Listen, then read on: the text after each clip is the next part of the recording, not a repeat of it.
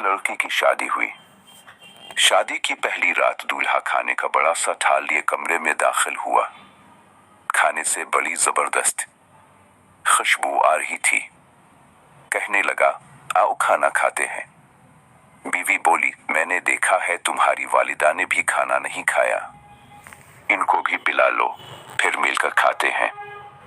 शौहर ने कहा, वो सो गई होंगी, उन्हें छोड़ो, हम दोनों खाते हैं।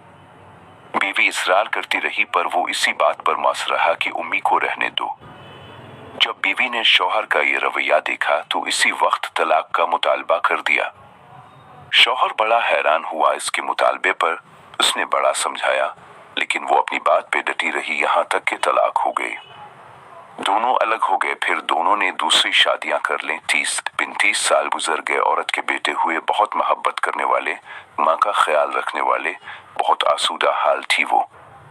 उसने इरादा किया कि हज करना चाहिए। सफर के दौरान उसके बेटे इससे किसी मलिका की तरह पेश आ रहे थे। पांव जमीन पर लगने ना देते थे। सहराई सफर था। रास्ते में एक आदमी पर नजर पड़ी जो बहुत बुरी हालत में भूखा प्यासा, बाल खिचड़ी, कपड़े पुराने।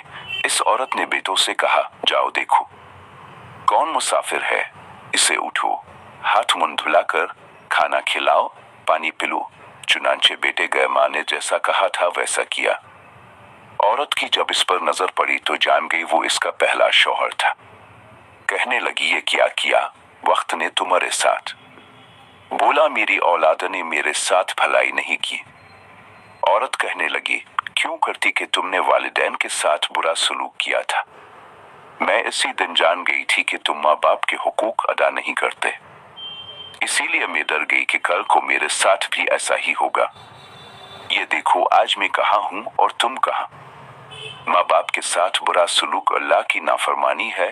अगर अपना बुढ़ापा हम शानदार गुजारना चाहते हैं तो वालिदैन के साथ शानदार सलूक कीजिए, क्योंकि ये ऐसा अमल है कि जिसका बदला दुनिया में ही दे दिया जाता है, खा अच्छा हो या बुरा।